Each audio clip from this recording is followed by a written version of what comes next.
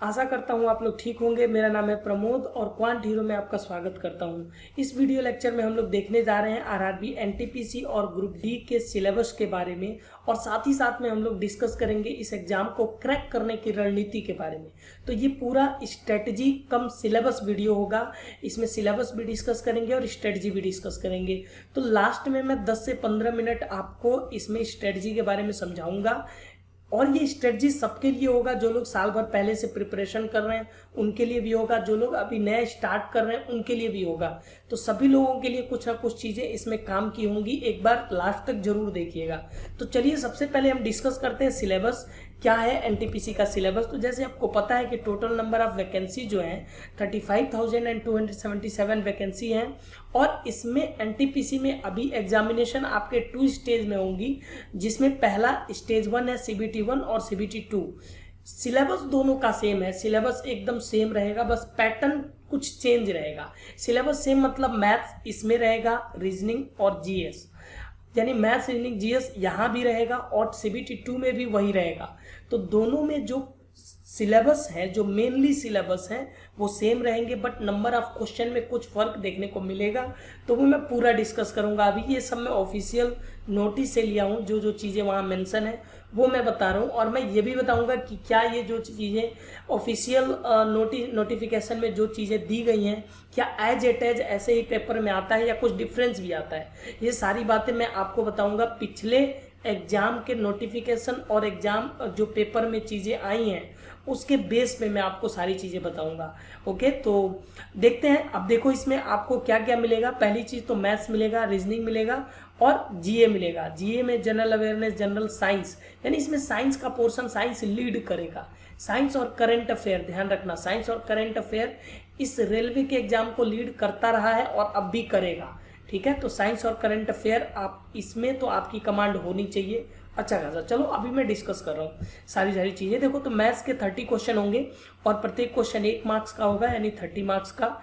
Reasoning भी 30 question 30 marks के, and जीए होगा 40 क्वेश्चन एंड 40 मार्क्स के। तो टोटल नंबर ऑफ क्वेश्चन आपके हो जाते हैं 100 और मार्क्स हो जाएगा 100। टाइम मिलेगा आपको 90 मिनट, जो मतलब मेरे हिसाब से तो काफ़ी सफिशिएंट टाइम है, बहुत ज़्यादा टाइम है। आपको जीए करने में ज़्यादा टाइम तो लगना नहीं है, मुश्किल से 10 मिनट 15 मिनट में आप 40 क्वेश्चन निपटा सकते हो। बाकी जो टाइम रहेगा वो आप इन पे दोगे, 2 सेक्शन पे, मैथमेटिक्स पे और रीजनिंग पे। चलिए अब यहाँ पे थोड़ा मैं डिटेल सिलेबस बता देता हूँ मैथ्स का क्या है। देखो, मैथ्स में कुछ भी अंतर नहीं है। जो पुराने स्टूडेंट्स हैं मेरे, जो एसएससी की तैयारी आप कर रहे हो, तो उसमें कुछ भी डिफरेंस नहीं है। आप सब कुछ, इसमें कुछ भी ऐसा नया नहीं आएगा जो आपने नहीं पढ़ा होगा। ठीक है ना। तो आपको इस भरोसे के लिए मैं एक प्रीवियस ईयर डिस्कस कर दूंगा, प्रीवियस ईयर पेपर डिस्कस करूंगा। प्रीवियस ईयर में भी पंगा है। देखो, एनटीपीसी का एग्जाम 2016 में हुआ था, आज से 4 साल पहले। तो 4 साल पहले का पेपर और आज का पेपर हम ये सोचे कि भाई 4 साल पहले वाला ही आ जाएगा, तो ये भी मतलब उतना सही एनालिसिस नहीं होगा मेरे हिसाब से। अभी जो पिछले साल आपके रेलवे ने एग्जाम जो कंडक्ट करवाए हैं, आरपीएफ एसआई और RPF constable, railway group D, ALP, तो ये सारे जो एग्जाम हैं, इन एग्जाम के प्रीवियस ईयर पेपर को आप एक बार एनालाइज करो और देखो। मैं एक सेट जरूर कराऊंगा आपके लिए, ताकि आप देखो कि मैथ्स में क्या क्या चीज़ें पूछी जा रही हैं, रीजनिंग में क्या क्या चीज़ें पूछी जा रही हैं और लेवल क्या है, लेवल ऑफ डिफिकल्टी देख सको आप। तो एक पेपर मैं जरूर कराऊंगा। अभी मैं इसमें सिर्फ सिलेबस डिस्कस कर रहा हूँ। तो आपको नंबर सिस्टम में नंबर ऑफ जीरोज बहुत इंपॉर्टेंट है। नंबर ऑफ जीरो से क्वेश्चन यहाँ पूछे गए। ठीक है, नंबर ऑफ जीरो से डेसिमल, फ्रैक्शन, ये तो एकदम बच्चा क्वेश्चन आएगा। एलसीएम एचसीएफ से क्वेश्चन आए हैं, थोड़ा सा कैलकुलेटिव क्वेश्चन यहाँ से मिलेगा। प्राइम नंबर का कुछ पंगा रहेगा, एक क्वेश्चन आरपीएफ एसआई में देखने को मिले थे। रेशियो एंड प्रोपोर्शन आसान क्वेश्चन, परसेंटेज, ये सब आसान से क्वेश्चन। टाइम एंड वर्क से क्वेश्चन रेलवे का फेवरेट रहा है, तो यहाँ से क्वेश्चन आते ही आते हैं। Time and distance, simple interest, SI CI, ये तो पता ही आपको। तो ये सारे देखो आप एडवांस में से ज्योमेट्री, ट्रिगो और ये स्टैटिक्स, तो ये अलजेब्रा, ये सारे क्वेश्चन भी यहाँ से देखने को मिलेंगे। एडवांस का पोर्शन भी रहेगा, लेकिन लेवल ऑफ डिफिकल्टी कोई हाई नहीं रहेगा। मैं आपको कह रहा हूँ कि मैथ्स यहाँ लीड नहीं करेगा, रेलवे एग्जाम में मैथ्स लीड नहीं करेगा, लीड करेगा रीजनिंग।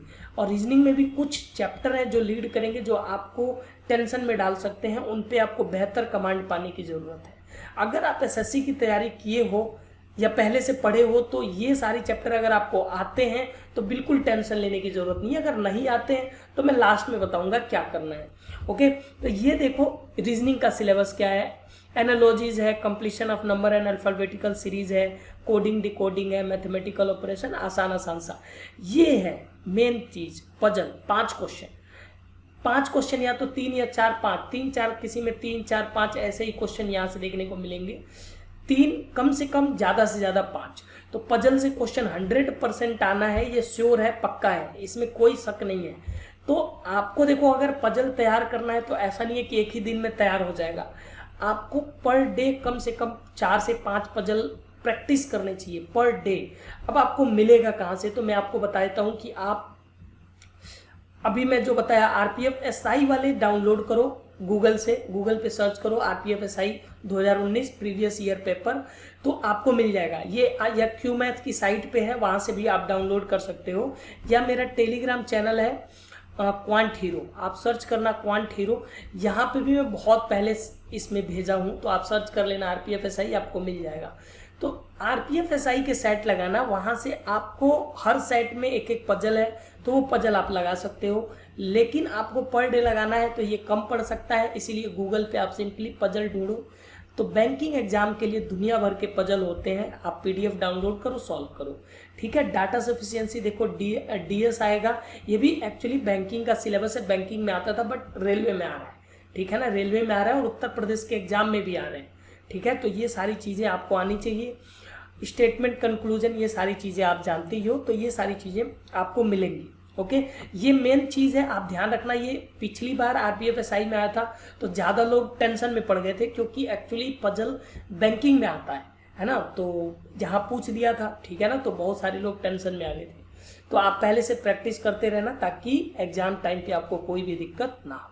ओके, अब यहाँ पे जीए की सिलेबस की बात करें तो देखो, जीए में तो भाई मैं आपको एक लाइन में बात समझा दूं कि आपको करंट अफेयर और साइंस वाला पोर्शन, 2 पोर्शन, और एक चीज़ और मैं बता दूं, स्टैटिक वाला पोर्शन, ये 3 चीज़ें एकदम कंफर्म रखो आप। करंट अफेयर तो डेली पढ़ने वाली चीज़ें, वो आपको पढ़ते रहना है। साइंस रिवाइज करते रहो, अगर आप पढ़े हो तो, नहीं पढ़े हो तो पढ़ो, ठीक है। साइंस पढ़ो, और जो भी पढ़ो साथ में एमसीक्यूज लगाना जरूरी है, बिना एमसीक्यूज के काम नहीं बनेगा। जो भी पढ़ो एमसीक्यूज लगाओ। उसके बाद से स्टैटिक जीके पढ़ो। देखो स्टैटिक जीके का ये स्पेस एंड न्यूक्लियर प्रोग्राम है ना, और ये क्या है, यूएन एंड अदर, ये सब क्या है, ये सब स्टैटिक का ही पोर्शन है, ठीक है ना। India and world at large, और ये जो कंप्यूटर का भी है, तो ये 1-2 क्वेश्चन कंप्यूटर से आएंगे। स्टैटिक और जीए और साइंस, ये 3 पोर्शन का भरमार रहेगा, इसको आपको जरूर करना है, जरूर कर लेना है, ठीक है। अब देखो यहाँ CBT 2 का सिलेबस क्या है, मैं जल्दी डिस्कस कर लेता हूँ। अब नंबर ऑफ क्वेश्चन पहले मैथ्स में कितने थे, 30 थे, यहाँ 35 हो गए, मार्क्स 35 हो गए, और रीजनिंग 30 थे, अब 35 हो गए, 5 क्वेश्चन बढ़ा है। और जीए 40 था तो अब कितना हो गया, 50 हो गया। बस 5-5 क्वेश्चन का यहाँ इंक्रीजमेंट है, और 10 क्वेश्चन किसमें इंक्रीजमेंट हो गया है, जीए वाले में।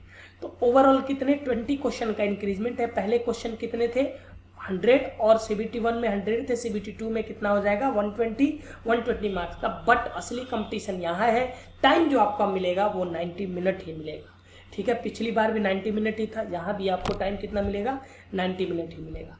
तो आपको यहाँ पे देखना है, यहाँ असली कंपटीशन है। CBT 1 में उतना कंपटीशन नहीं होगा, असली कंपटीशन यहाँ होगा। आपको इसके लिए प्रिपेयर रहना होगा। प्रिपेयर रहने के लिए आपको अभी से प्रैक्टिस स्टार्ट करनी पड़ेगी। रेगुलर आप प्रैक्टिस करते रहोगे तो धीरे धीरे आपका टाइम रिड्यूस होगा। ओके, तो CBT 2 का डिटेल सिलेबस देख लो आप। तो मैथ्स में वही सारी चीज़ें हैं जो अभी हमने डिस्कस करा था, कुछ एक्स्ट्रा ज़्यादा चीज़ें आपको नहीं मिलेंगी। लेवल ऑफ डिफ़िकल्टी हो सकता है चेंज हो, बट कुछ नई चीज़ आपको देखने को नहीं मिलने वाली है, ठीक है ना। तो आप देख लो यहाँ पजल आप जरूर करते रहना, वो आएगा, यहाँ लीड करेगा पजल, यहाँ भी है।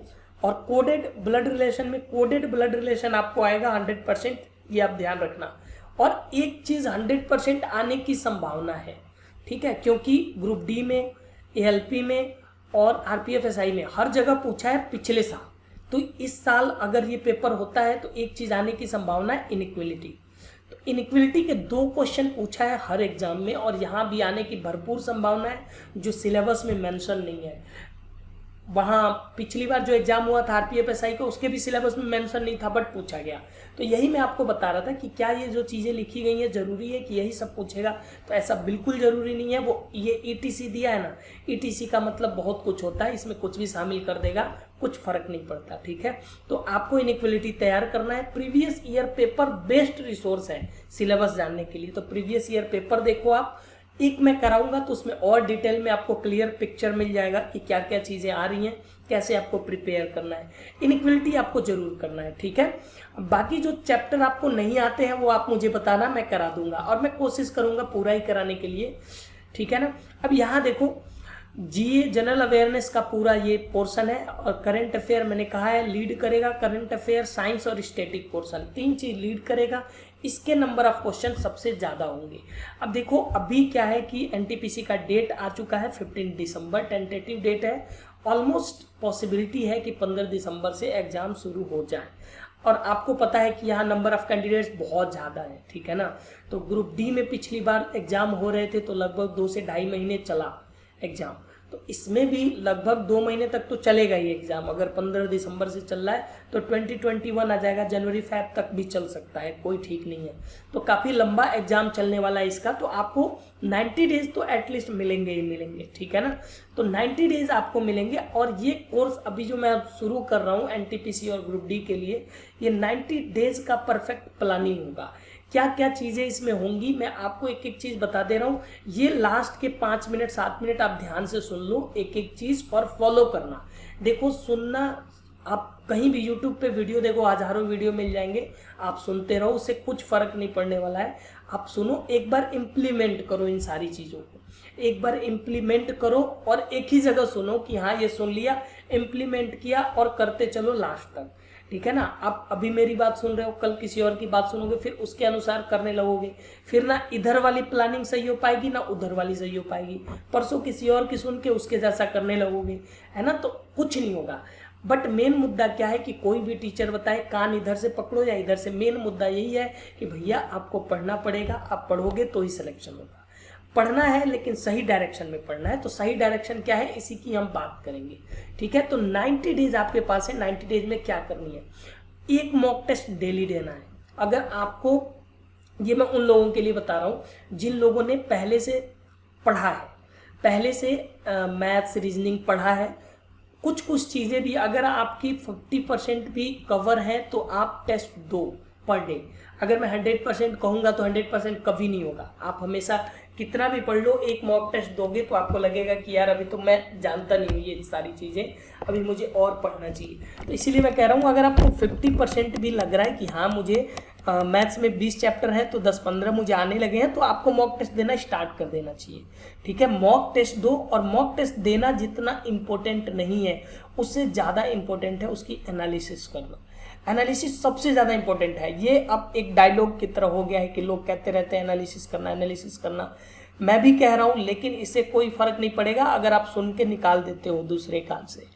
आप एनालिसिस करो। कैसे एनालिसिस करोगे, जैसे मान लो मैं जीए पढ़ रहा हूँ, मैं जीएस वाला सेक्शन देख रहा हूँ अपना, तो जीएस वाला सेक्शन में कोई क्वेश्चन है वो मुझे नहीं आ रहा था, तो मैं उसको एक कॉपी बनाऊंगा, एक रजिस्टर बनाऊँ, उसमें नोट डाउन करो उस क्वेश्चन को।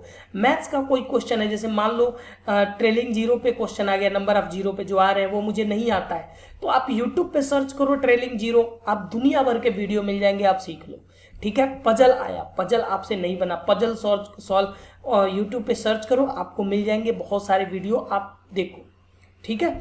तो ये चीज़ आपको करनी है। कुछ दिन बहुत दिक्कत होगा, आप एनालिसिस करोगे तो लगेगा कि आधा दिन एनालिसिस में निकल गया, लेकिन ये टाइम धीरे धीरे रिड्यूस होगा, ये टाइम धीरे धीरे कम होगा, और यहाँ से जो आउटपुट मिलेगा ये सबसे बेस्ट आउटपुट मिलेगा। मैं बता रहा हूँ, इससे बेस्ट आउटपुट और कोई नहीं होगा। अगर आप सोच रहे हो कि हाँ आप चैप्टर वाइज पढ़ के पूरी कहानी कर लोगे तो वो काम बनेगा नहीं। आप चैप्टर वाइज पढ़ोगे, परसेंटेज पढ़ रहे हो, फिर प्रॉफिट लॉस पढ़ रहे हो, डिस्काउंट पढ़ रहे हो, SICI पे गए तब तक परसेंटेज गायब हो गया, नंबर सिस्टम गायब हो गया, ठीक है ना। तो ये चीज़ें चलती रहती हैं। तो इसीलिए मैं कह रहा हूँ आप मॉक टेस्ट डेली दो, डेली हर चीज़ रिवाइज होता रहेगा। तो कोई एक मॉक टेस्ट परचेज कर लो, टेक्स्ट बुक का वैसे सस्ता आता है, 300 रुपीज़ में आपको मिल जाएगा 1 साल के लिए, ये भी बढ़िया है। या फिर और भी कोई जो भी आपको ग्रेड अप है, जो भी आपको अच्छा लगे आप खरीद लो, ठीक है। और प्रैक्टिस करना, ठीक है, एक मॉक टेस्ट पर डे दो। अब मैथ्स अगर आपको नहीं आता है, आपको कॉन्सेप्ट क्लियर नहीं है, तो क्या करोगे? कॉन्सेप्ट अगर क्लियर नहीं है, अगर है तो भी, नहीं है तो भी, एक चैप्टर मैथ और एक चैप्टर रीजनिंग आपको पर डे लगानी है। जैसे मान लो मैंने सिलेबस बता दिया, ठीक है। अगर आप रीजनिंग की किताब की बात करो तो रीजनिंग में चाणक्य जो अपनी कोचिंग है, जो लोग गोरखपुर में होंगे उनके पास इजीली अवेलेबल होगा। तो अभी मैं यहाँ चाणक्य से बेहतर बुक इसके लिए और कोई नहीं है मार्केट में, ठीक है ना। रीजनिंग की एक बुक है इनकी बहुत ही शानदार, तो आप इस बुक से प्रैक्टिस कर सकते हो। या फिर कोई ऐसी बुक आप ले लो जो SSC और बैंकिंग दोनों के लिए हो। तो उसमें क्योंकि कुछ चैप्टर यहाँ रेलवे में SSC से हैं और कुछ चैप्टर बैंकिंग से हैं, तो आप सिर्फ SSC वाला कोई ऐसा बुक लेते हो तो उसमें पूरा मिलेगा नहीं, है ना। मिलेगा भी तो जैसे मान लो कुछ अदर चैप्टर जैसे पजल है या ब्लड रिलेशन ही मिले तो कोडेड वाला नहीं देगा, ठीक है ना, आसान दे देते हैं क्योंकि SSC में आता नहीं है। तो इसीलिए आप ऐसा लो जिसमें बैंक के लिए भी हो, SSC के लिए भी हो, तो आपको बेनिफिट मिलेगा। यहाँ जो भी चैप्टर है आप इजीली कर लोगे, वहाँ से प्रैक्टिस करोगे तो कभी धोखा नहीं खाओगे, ओके। तो एक चैप्टर मैथ, एक चैप्टर रीजनिंग आपको करनी है। इसमें मैं एक्चुअली मैथ्स और रीजनिंग की ही बता रहा हूँ क्योंकि मैं यही पढ़ाता हूँ, इसी के बारे में मुझे जो नॉलेज है वो मैं आपको बता रहा हूँ, ठीक है। आपको एक्यूरेसी का ध्यान रखना है क्योंकि 1/3 का नेगेटिव मार्किंग है। एक्यूरेसी का ध्यान रखने के लिए आपको तुक्केबाजी से बचना है और तुक्केबाजी से मॉक टेस्ट में बचना है। ऐसा मत सोचना कि अचानक एक दिन के लिए आपके अंदर हरिश्चंद्र आ जाएंगे और जिस दिन एग्जाम होगा उस दिन आप तुक्का नहीं लगाएंगे, ऐसा नहीं होगा। ये एक हैबिट होगी। अगर आप पर डे तुक्का लगाते हैं तो 90 दिन की हैबिट है, एक दिन में नहीं छूटेगी, ठीक है ना। तो आपको पर डे जब भी आप मॉक देते हो तो तुक्केबाजी नहीं करनी है, ध्यान रखना है। एक्यूरेसी यहाँ मैटर करेगा क्योंकि यहाँ नॉर्मलाइजेशन है और हालांकि नॉर्मलाइजेशन पे अभी ऐसा प्रूव नहीं हुआ कि एक्यूरेसी का कोई फंडा है, बट फिर भी आपको एक्यूरेसी बरकरार रखनी है, सही रखनी है क्योंकि 1/3 की नेगेटिव मार्किंग है, वैसे ही आपका मार्क्स कम हो जाएगा, ओके। तो करंट अफेयर आप डेली पढ़ते रहना और प्रैक्टिस करना। कहाँ से पढ़ोगे? तो कैरियर पावर का जो ऐप है अड्डा 247 जो भी है, आप प्ले स्टोर पे सर्च करना, डाउनलोड कर लेना। यहाँ से डेली करंट अफेयर आता है, आप पढ़ो डेली वाला और फिर इसका क्विज दो, शॉर्ट क्विज दो, डेली शॉर्ट क्विज देते रहो। और शॉर्ट क्विज का सबसे बड़ा फायदा है कि ये स्पीड बूस्टर की तरह काम करते हैं। कैसे स्पीड बूस्ट करेंगे? अब देखो यहाँ 10 क्वेश्चन मिलेगा, डेली क्विज आते हैं, यहाँ 10 क्वेश्चन मिलेगा, आपको दे देगा 4 मिनट, है ना। 10 क्वेश्चन मैथ्स का दे देगा 4 मिनट में। अब 10 क्वेश्चन 4 मिनट में आपको लगाना है। आपको पता होगा कि जो लोग रेस की तैयारी करते होंगे उनको पहले स्प्रिंट मारना सिखाया जाता है। स्प्रिंट मतलब होता है अगर किसी की 5 किलोमीटर की रेस है तो कहा जाता है कि भाई 200 मीटर दौड़ो और जितना फास्ट दौड़ सकते हो उतना फास्ट दौड़ो। तो ये स्प्रिंट होता है, ये स्प्रिंट बहुत काम का होता है। यहाँ भी ये स्प्रिंट है। शॉर्ट क्विज जो है ये स्प्रिंट की तरह काम करेगा, बहुत काम का, ठीक है। तो पर डे आपको कम से कम 10, 15, 20 जितना शॉर्ट क्विज लगा सको लगाओ, क्योंकि ये 4-4 मिनट 5-5 मिनट के होते हैं, तो आप इजीली कर सकते हो। मैं आपको सोर्सेज बता देता हूँ कहाँ से करोगे। तो अड्डा 247 से आप शॉर्ट क्विज लगाओ और ग्रेड अप से लगाओ, ग्रेड अप और अड्डा 247 वाला ऐप, ठीक है ना, कैरियर पावर का ऐप। तो ये 2 ऐप हैं, इन दोनों से आप पर डे जो डेली क्विज आते हैं, यहाँ 12-13 पर डे आएगा और यहाँ भी 10-12 पर डे आएगा, तो कितना 20-22 पर डे आपको शॉर्ट क्विज आएंगे।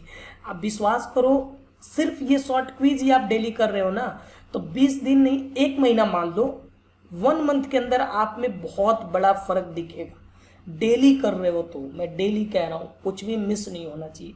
डेली कर रहे हो तो बहुत बड़ा चेंज नज़र आएगा।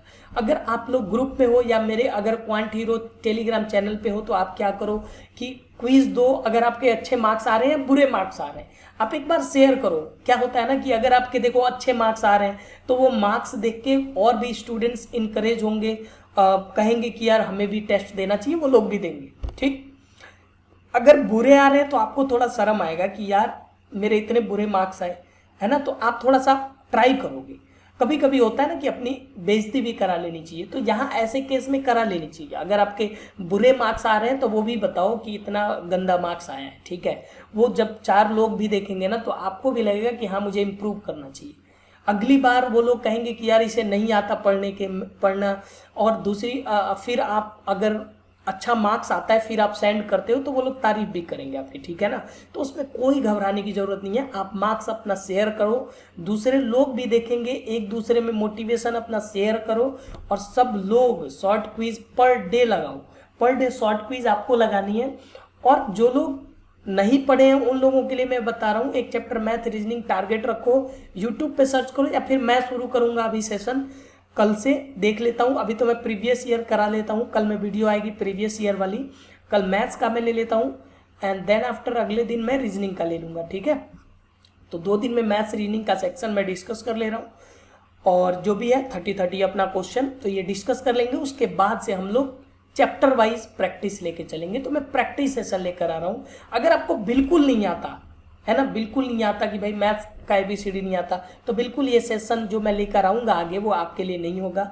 अगर आपको कुछ कुछ चीज़ें आती हैं, जैसे जोड़ना घटाना गुणा भाग करना आता है, और आप चाह रहे हो कि हाँ मुझे ये एग्जाम क्रैक करना है, तो ये सेशन आपके लिए होगा। आप इसका लाभ जरूर उठाना। अगर इस पूरे वीडियो में कोई डाउट हो, कोई सुझाव हो तो आप दे सकते हो, कमेंट जरूर करना। अगर आपको लगता है कि मुझे इसमें कुछ इम्प्रूव करना है तो आप कमेंट जरूर करना, ठीक है। ओके, आप जो भी सजेशन देना चाहते हो सजेशन करना। ओके, तो चलिए आज के लिए इतना ही। ये पूरा सिलेबस वीडियो था, स्ट्रेटजी भी था। आई होप आपको समझ में आया होगा। बिल्कुल जो नोटिफिकेशन में लिखा है उसी की तरफ मत देखना, प्रीवियस ईयर के हिसाब से आपको तैयारी करनी है। ओके, चलिए आज के लिए इतना। Thank you, bye bye.